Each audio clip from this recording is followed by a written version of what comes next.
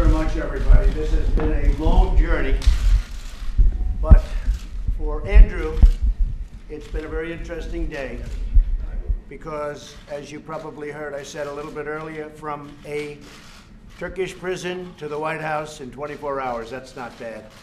Actually, we've been negotiating long and hard.